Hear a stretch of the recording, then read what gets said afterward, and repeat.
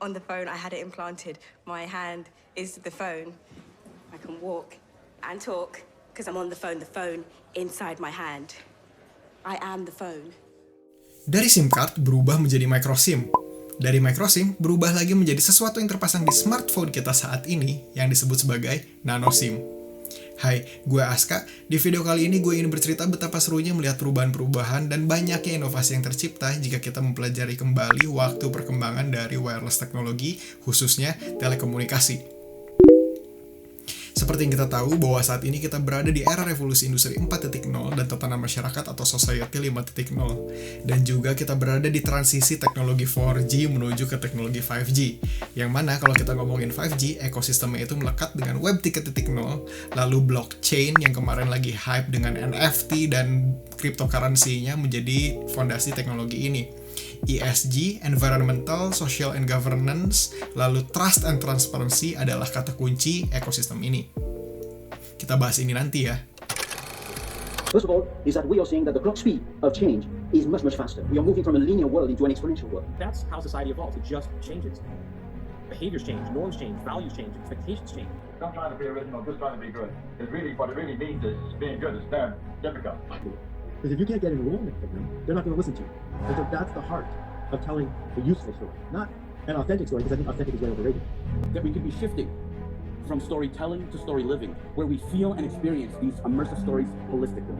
And every story of digital transformation or business transformation starts with personal transformation. Saat dunia dilanda musibah pandemi corona COVID-19 kemarin, ketidakpastian, kekhawatiran, dan disrupsi teknologi menghantui kehidupan kita. Adaptasi, transformasi, dan inovasi menjadi topik sehari-hari. Semakin banyak munculnya platform dan berkembangnya sosial media pun membuat kita harus makin pintar dalam menggunakannya. Selain kita harus pintar juga memfilter dan memilah-milih informasi ya, perkembangan digital ekonomi ini pun membuat kita harus belajar ulang cara bertransaksi gitu. Yang lucu, banyak juga dampak-dampak psikologi karena perkembangan dan percepatan ini. Nah, hal yang paling krusial adalah terkadang percepatan ini membuat kita lupa akan esensi terhadap janji-janji atau komitmen awal yang akan dijalani, sehingga dengan mudah kita terbawa arus dan hilang arah aja gitu. Gimana sih cara kita antisipasi perubahan ini untuk bisa bertahan atau mungkin bertransformasi? Jika kita memiliki pilar yang kuat, seharusnya dengan memanfaatkan segala macam bantuan teknologi ini kita bisa mendapatkan certainty dan harapannya bisa jalan semuanya secara sustain gitu. Walau kita punya tantangan besar lainnya yaitu isu climate change dan faktor alam lainnya. Pertanyaannya, seberapa kuat sih pilar kita? Apa sih long term goals-nya? What we're really talking about here is a digital revolution across all of society around the entire planet. So we need to understand the full implications of what this is all about. And the best way to do that is step back and ask, how do these great technological shifts in history occur? Ketika 2017 lalu saat teori marketing 4.0 muncul mengedepankan kata customer experience yang tertumpahkan semuanya dalam dunia digital gitu ya, seketika semuanya lebih personalized dan niche. Bahkan kita mengenal banyak istilah-istilah baru tapi sebenarnya basicnya itu lagi. Dan kalau kita ngelihat tren-tren yang ada kemarin itu balik lagi ke zaman dulu. Gue setuju sekali sama Bapak J.M. Rifkin. Hal inilah yang membuat gue jadi berpikir untuk mundur ke belakang, mencari pola-pola, mempelajari perjalanan brand-brand, dan mencari siapa aja sih orang-orang hebat di balik itu semua.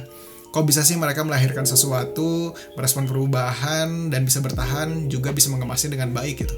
Tentu jawabannya adalah karena mereka tahu purpose dan memiliki pilar yang kuat gitu ya. Nah, gue akan mengajak teman-teman untuk jalan-jalan ke dalam 4 masa wireless telecommunication. Kenapa gue buat timeline ini? Karena perkembangan teknologi ini memiliki fixed timeline, juga objective and key result yang cukup jelas. Sehingga kita bisa melihat bagaimana produsen-produsen, platform-platform, atau perusahaan-perusahaan ini bisa riding the wave, bereksperimen, terus berinovasi dan melahirkan sesuatu, menangkap dan menjawab dari fitur-fitur yang ditawarkan di tiap kembangan generasi wireless telecommunication. Timeline dan video ini gue buat dengan harapan dan tujuan bisa melawan volatility, uncertainty, complexity, dan ambiguity atau yang kita kenal dengan istilah VUCA. Dan gue harap kita bisa merevolusi mindset kita untuk bisa lebih menghargai sebuah proses gitu ya, tanpa harus FOMO dan terbawa arus. Karena teknologi hanyalah sebuah cangkang aja, semua balik lagi ke interaksi nyata kita sebagai manusia. Selain dari fokus utama revolusi industrinya, untuk memperkaya kata experience, yuk kita coba flashback dikit gimana gaya hidup pada saat itu, ada fenomena-fenomena menarik apa sih yang terjadi di era tersebut untuk mencari pola-pola yang bisa kita solusikan untuk era Web 3.0 ke depan. Dan gue mengajak teman-teman untuk bisa sharing tentang experience kalian di masa-masa tersebut. Oh ya, sebelum lebih lanjut, jangan lupa untuk subscribe kanal ini dan like video ini.